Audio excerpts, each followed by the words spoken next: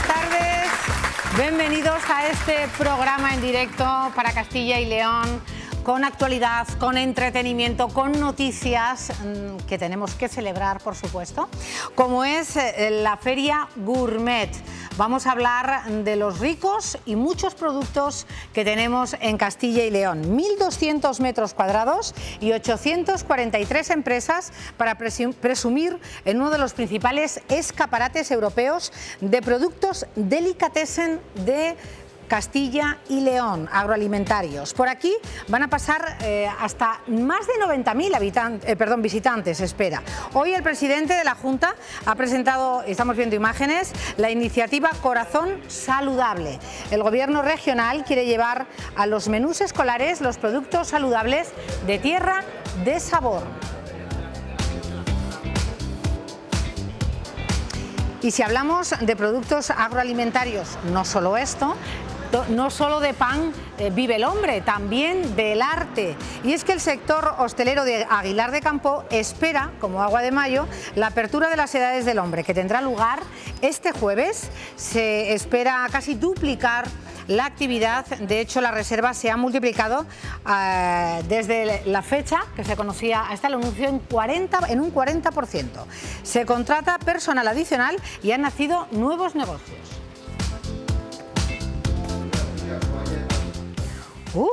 ¿Qué pasa con la vacuna del sarampión?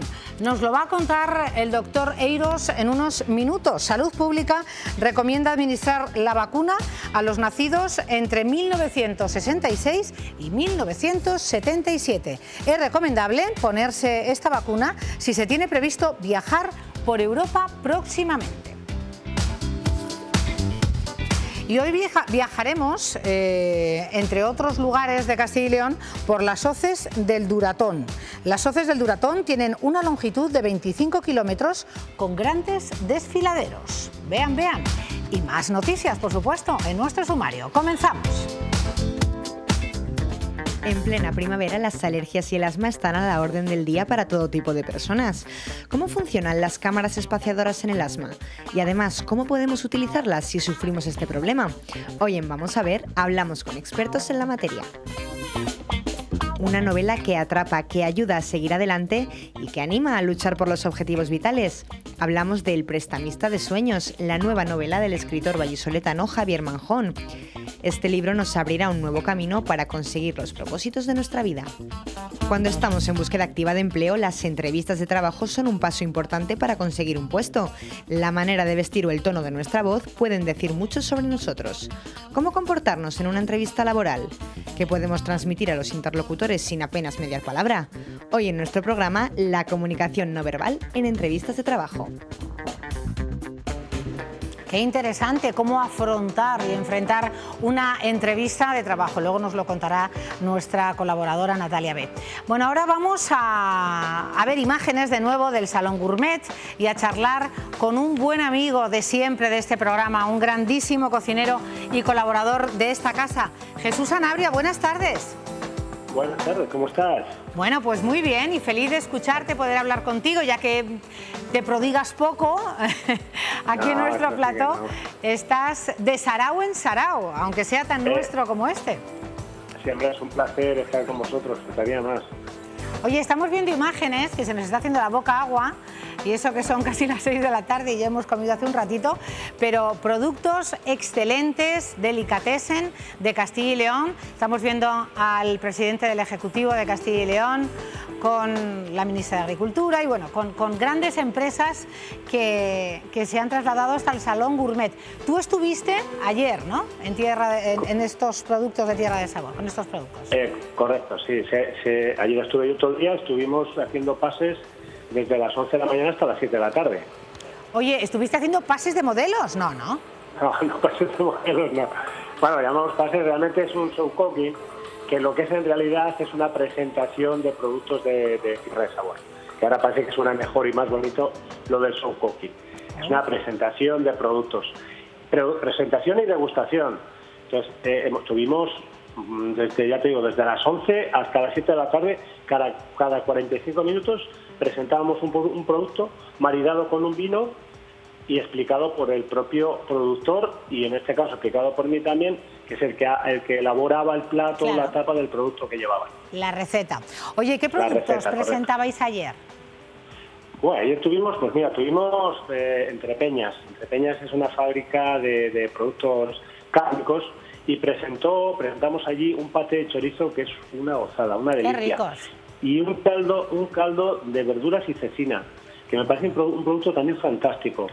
Luego tuvimos Cárnicas Villar, que fueron productos de los torreznos clásicos de Soria, con un cremoso de patata, que eso fue todo un éxito. El torrezno siempre tiene éxito. ¿Para qué te habré preguntado? Oye, hasta 90.000 y dale con habitantes, se me ha metido a mí lo de habitantes, visitantes esperan en el Salón Gourmet y seguro que Castilla y León está entre los preferidos, de eso no tengo la más mínima duda.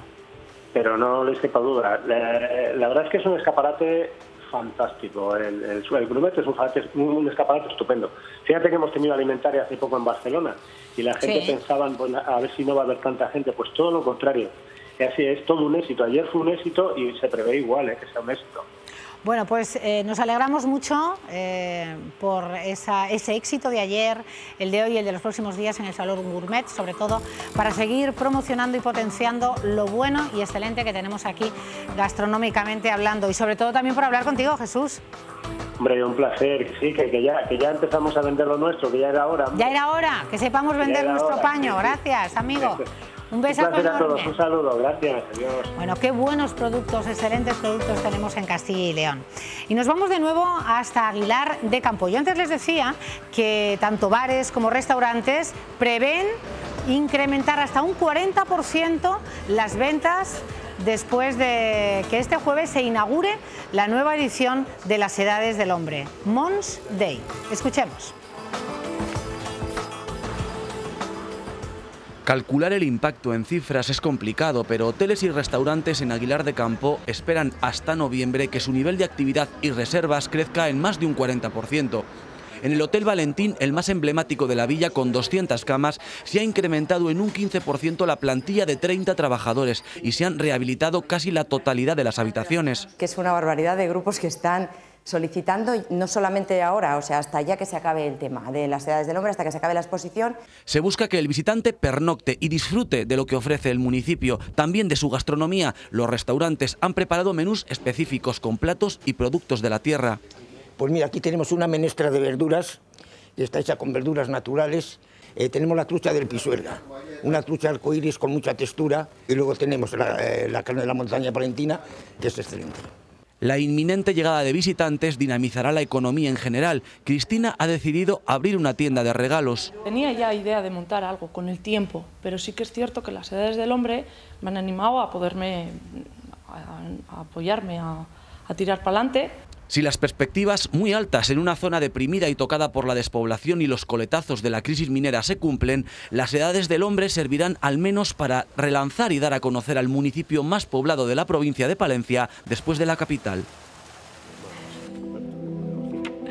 Bueno, nos congratulamos de verdad de esa buena nueva para mi querida tierra de Aguilar de Campo, la 23ª edición de las Edades del Hombre. Seguro que será un éxito total. Como siempre son exitosas las intervenciones del catedrático de microbiología, el doctor Eiros, al cual agradecemos su sapiencia, conocimiento y sobre todo su excelente divulgación, que no todos los que saben tienen esa cualidad de saberlo comunicar. Doctor Eiros, buenas tardes. Buenas tardes. Lo digo, además hoy, si cabe, con más insistencia, porque hay que hablar de la vacuna del sarampión. Y tenemos nociones, ha salido en distintos medios de comunicación, que Salud Pública recomienda administrar la vacuna del sarampión a los nacidos entre 1966 y 1977. Ya les vemos en casa haciendo cuentas. Si van a viajar a Europa, es un condicionante importante, si van a viajar a Europa. Me gustaría que, como siempre, de forma prudente y rigurosa, contara qué hay de ese aviso, de esa vacuna del sarampión, qué debemos de hacer, no hacer. Buenas tardes. Bueno, pues buenas tardes. Quizás habría que decir que el sarampión es una enfermedad de la que se vacuna habitualmente durante la infancia en los países civilizados. Se incluye en el calendario vacunal infantil de los niños, ¿no? Y se administra conjuntamente con otras dos enfermedades exantemáticas que llamamos en medicina, es decir, que producen alteraciones al menos de la piel. Como la varicela. Como la varicela, exactamente.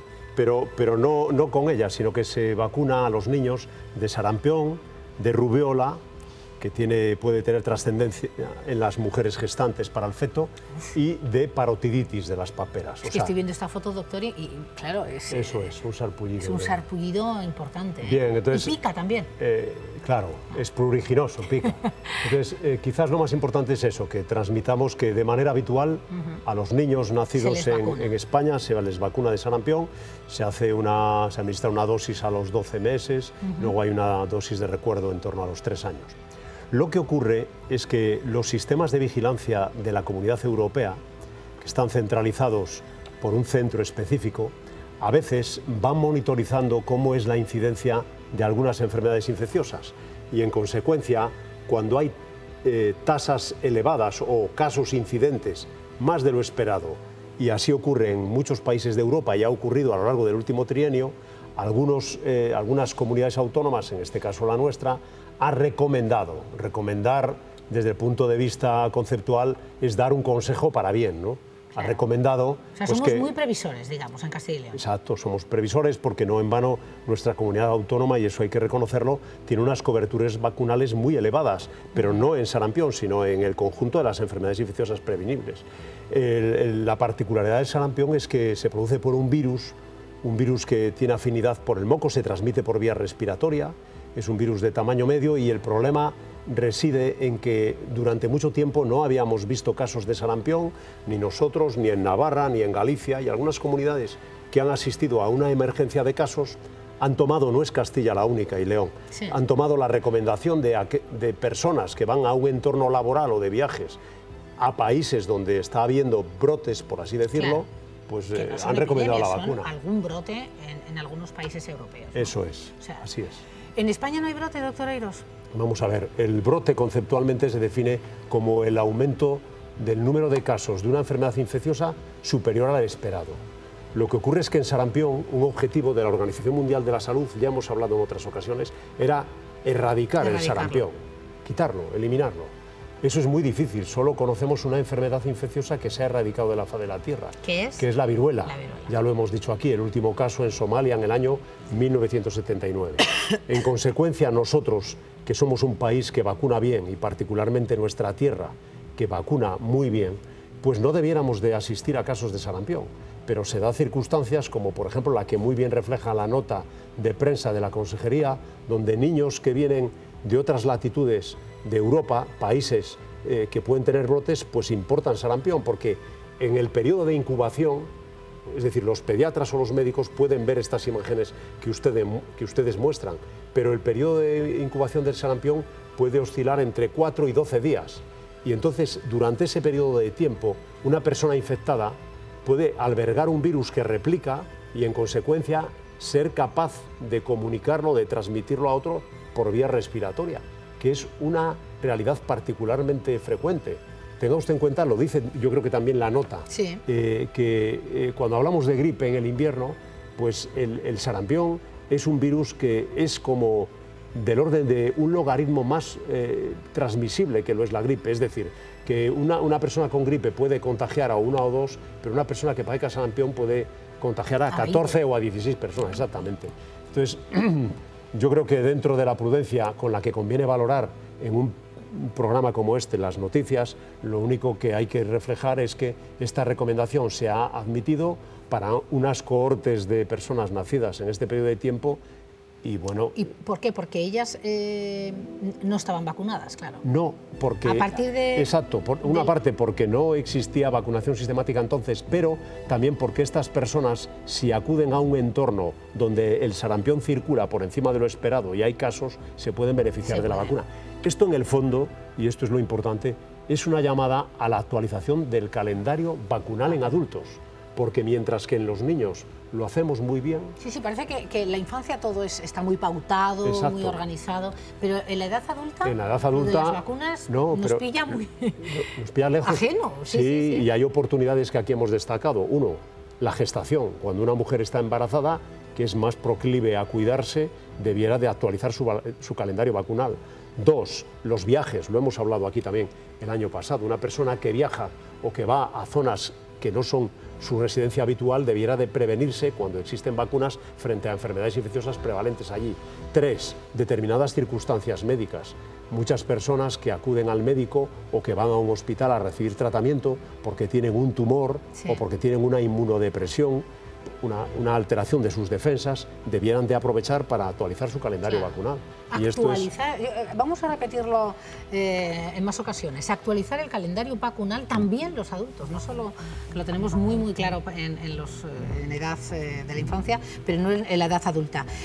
Doctor, los que estén en ese segmento, en esos años, entre el 1966 y 1977, quieran viajar a Europa, bueno, quieran hacerlo por esa prevención que usted mencionaba, dentro de la prudencia y de esa rigurosidad con que hay que tomarse estas noticias, ¿dónde deben de acudir? ¿Qué deben de hacer? A su médico, siempre. El sistema sanitario público yo creo que es modélico y la nota de la Junta así lo explicita, ¿no? Es una nota de la Dirección General de Salud Pública.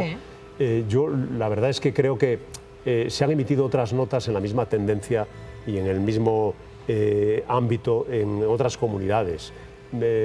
Castilla y León, yo creo que lo decíamos antes, ¿no? Yo creo que en vacunas, sinceramente, se hacen bien las cosas aquí y yo creo que progresamos adecuadamente. Sí, sí. Sinceramente. Entonces yo creo que el emitir una recomendación vacunal en unas cohortes de nacidos siempre es buena noticia. Yo creo que había que valorarlo en sentido positivo. Yo creo que también, pero nos quedábamos más a gusto después de escucharle. Bueno, el tema es que muchos otros que nos han preguntado es por las consecuencias del sarampión, ¿no? Claro. El sarampión suele ir bien y no tiene complicaciones. Algunas que tiene son del tipo sobreinfección respiratoria y muy raramente complicaciones neurológicas. ¿En la rubeola, doctor, era? ¿En la rubeola era que en edad adulta no, tiene...? En la rubeola el problema está en que si lo sufre una mujer gestante, la rubeola, puede conllevar 4 tipos de... No veníamos a hablar de rubeola, pero bueno, 4 tipos de alteraciones para el feto, que son alteraciones del cerebro, alteraciones del corazón, alteraciones del oído y alteraciones del ojo. Eso es un casi síndrome... nada como para no estar... Exactamente, claro. que condicionó que a un pediatra australiano, Greg, hace 3 décadas le dieran el Nobel, ¿no? Yo creo que la rubeola tiene consecuencias serias para el feto en periodos muy tempranos de la gestación. Pero no así el sarampión. No así el sarampión, aunque también una mujer gestante que sufre el sarampión, en consecuencia puede transmitirlo al feto. Claro. Bueno, pues muchísimas gracias, de verdad, doctor Eiros. Sabe absolutamente todo y más y además siempre con muchísima amabilidad acude a nuestro programa a poner los puntos sobre las IES. Vamos con nuestra compañera Maite García, a la cual saludamos. Maite, nos vas a contar las noticias más seguidas y más vistas en la página web por nuestros telespectadores. Adelante. ¿Qué tal, Cristina? Una de las noticias más vistas es el campeonato Skill que se celebra en diferentes centros educativos de Castilla y León. ¿Pero de qué se trata? Se lo explicamos. La palabra skill, o lo que es lo mismo, las competiciones de formación profesional en las que más de 155 alumnos de 40 centros de FP de Castilla y León participan. Si quieren seguirlo por redes, lo pueden hacer a través del hashtag CYLSkill 2018. Vean qué modalidades compiten y en qué centros se desarrollan en la web.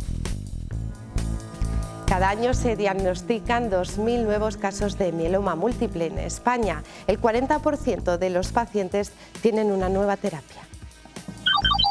Los pacientes de mieloma múltiple que han sido sometidos a un trasplante disponen de una nueva terapia que les mantiene 2 años sin recaídas y aumenta su supervivencia en más de 2 años.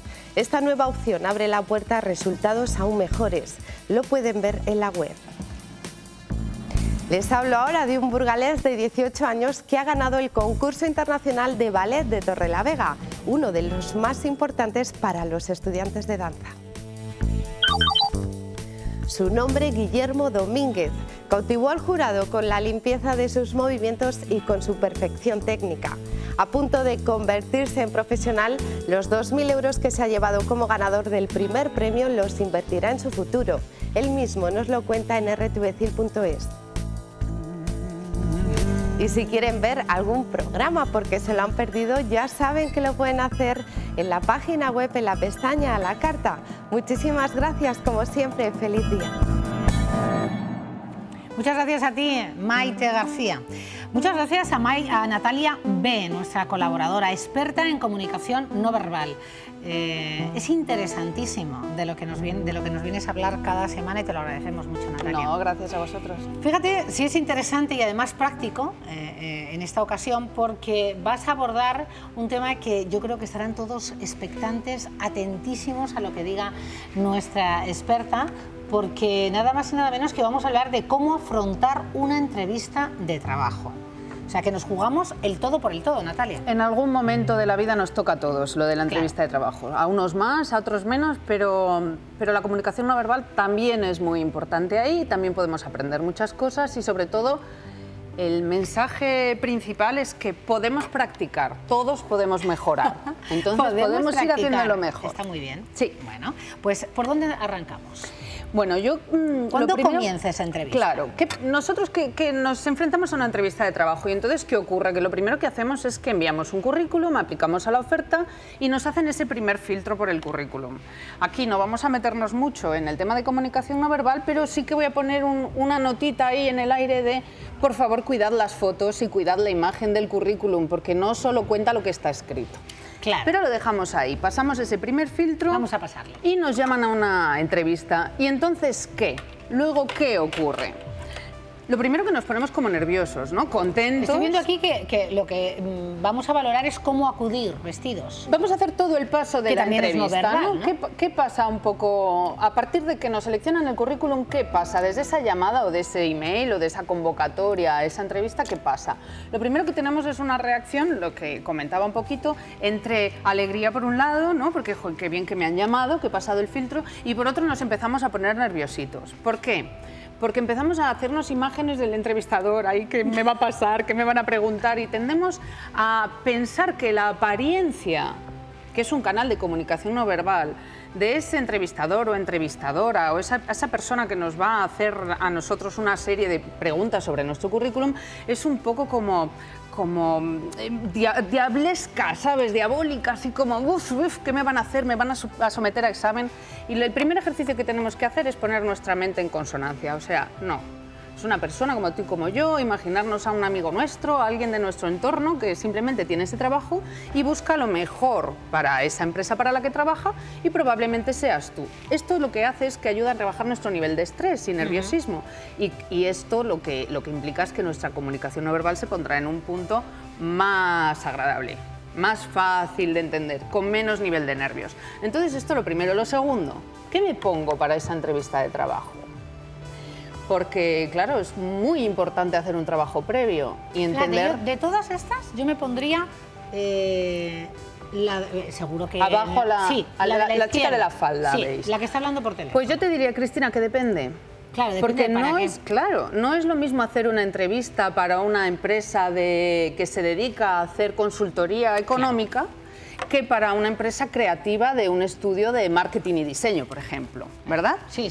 Entonces hay una parte de trabajo previo que tenemos que hacer sí o sí, que implica conocer la empresa, intentar conocer quién es el entrevistador. A veces nos la hacen empresas de recursos humanos externas, pero bueno, siempre podemos saber al menos cuál es el puesto, las características, qué tamaño de empresa es, qué tipo de gente trabaja. Entonces, lo primero para trabajar nuestra comunicación no verbal es tener claros los antecedentes. Y a partir de ahí decido, ¿qué me pongo? Por favor, no nos disfracemos. Claro. Seamos nosotros mismos. Claro, porque ¿qué pasa cuando nos disfrazamos? De repente nos emperifollamos mogollón, perdón por el término, y vamos como a una boda a veces, ¿no? Nos ponemos todo lo que tenemos en casa. Esto es. ¿Y qué pasa ahí? Que nos sentimos disfrazados. Y cuando nos sentimos disfrazados no podemos transmitir el yo que somos en nosotros mismos. Entonces, nos cubrimos de capas. Sí, nos adornamos, nos cubrimos de capas, nos escondemos al final. Y solo hay una primera vez para causar una primera impresión. Esto es así, la primera vez que te ven. ¿A que es contundente? Es contundente, es magnífica. Solo hay una primera vez. Pero es verdad. Sí. Si tú causas una primera mala impresión, tienes que derribar esa primera mala impresión y ganártelo con otras cosas. Claro. Es mucho más costoso. Y todos hacemos ese escaneo y nos causa una primera impresión la persona que vemos la primera vez. Queremos que sea buena, claro, para predisponer favorablemente. Ayuda a que sea buena, claro. Que se vayan a enfrentar a una primera. Estudia la empresa y vístete en consonancia. Y para no sentirte disfrazado, si de repente para ese puesto me tengo que poner porque decido que es lo más adecuado, un traje más formal, traje corbata, nunca llevo, o un zapato de tacón y nunca llevo, por lo menos ensaya antes. Claro. Y ahí el ensayo, ¿no? Claro. Prepárate. Prepárate. Y esto es como los actores de teatro cuando se ponen el vestuario antes del estreno, una temporadita antes, para hacer personaje. Esto es igual. ¿Por qué? Tu comunicación no verbal va a ser muchísimo mejor cuanto más natural seas. Entonces, oye, tienes la opción de ensayar antes. Entonces, lo primero, canal de apariencia, no nos disfracemos. Lo segundo, ¿tengo que ser puntual en una entrevista de trabajo? ¿Qué me dirías? Yo diría que sí, ¿no? Impuntual, ¿no? Impuntual, no. Tampoco anticiparnos. Tampoco anticiparnos. ¿Qué es ser puntual? Pues, hombre, llegar un par de minutos antes, que Vale. sepan que estás ahí. Llegar un par de minutos antes. Pues yo te digo, mira, los grandes dices, gurús no, de 20. recursos humanos dicen no tengo que ser puntual. Y ahora hacemos ¡ay! Y nos tiramos de los pelos. No, tiene truco, tiene truco. No se trata de ser puntual, que es estrictamente llegar a la hora convenida, ¿no? Por definición. Recomiendan los expertos en comunicación no verbal y además expertos en selección de personal, recursos humanos, llegar al menos 20 minutos antes. ¿Por qué? Dos razones muy básicas, fundamentales. Uno, evitar el estrés. Y ves lo que hay también. Esto es esencial, otear, ver qué hay, lo que hay. Claro. Pero sobre todo evitar el estrés de pierdo el autobús o me voy en mi coche y hay tráfico, puede pasar un imprevisto, cualquier cosa, ¿no? Esa es la primera razón. Pero no muestras ansiedad 20 minutos antes. No, al contrario, porque te das tiempo para llegar a tiempo, valga la redundancia. Bien. Y dos, para ensayar nuestra comunicación no verbal y ponerla a nuestro favor. ¿Qué quiero decir con esto? ¿Cómo podemos hacer eso? ¿Cómo? ¿Cómo? Te lo cuento. Hay estudios, y muchos además, que soportan o valoran o apoyan el hecho de decir que cuando tú ensayas una determinada postura, en este caso las vamos a llamar poses de poder, tu cuerpo se lo cree. Imitar a John Wayne. Oye, qué estupendo. Y este chaval lo hace genial. Claro, el niño lo está imitando estupendamente. Esta pose de poder que implica, si nos damos cuenta, apertura de piernas a la altura de las caderas, o sea, bien sentado, bien aposentado ahí en el suelo, las manos en jarra en la cintura, el pecho bien para adelante y estiradete, o sea, la cabeza bien estirada. Esto nos dice que el cuerpo influye en la mente. ¿Vale? Entonces, esto es una pose de poder y nuestra mente se empieza a sentir poderosa. Entonces, estar en esta pose de poder durante 2-3 minutos paseando por allí fuera, no hace falta que te vea nadie, ni que estés justo en la puerta y estén pensando que estás un poco mal de la cabeza. Pero si fuera, te das un paseíto, tomas aire, respiras, bajas el nivel de estrés. A lo John Wayne. A lo John Wayne. Se van a acordar más de uno, ¿eh? Ah, claro. De ti. Es que hay que acordarse. Postura John Wayne. Postura John Wayne. El cuerpo influye en la mente se lo cree, la mente influye en el comportamiento. Quiero decir, cuando tu mente se siente con poder, tú transmites esa seguridad que necesitas para defender tu currículum, ¿es así? Y una vez que influye en tu comportamiento, influye en los resultados. Y en lo que la otra persona percibe. Claro, pero no solo John Wayne, tenemos a Wonder Woman, que es una superheroína, y si te das cuenta es la misma posición. Es poder, es aquí estoy yo. Aquí en jarras total. Aquí en jarras total. O Superman, por poner una figura masculina. Poderosos donde les haya. Esta pose de poder. Y de verdad, recomendación importantísima. Puede que nos sintamos un poco tontorrones porque cuando nos hacemos mayores perdemos la capacidad de juego y nos da como vergüencilla. Sí. Pero le recomiendo a todo el mundo que se vaya a enfrentar no solo a una entrevista de trabajo, a una situación de estrés donde tenga que defender alguna entrevista con su jefe, una reunión importante, algo, que se lo crea, que haga estas, de verdad, que ensaye. Esto tiene bastante ciencia detrás y está demostrado. Porque tu cerebro se pone en ese estado mental.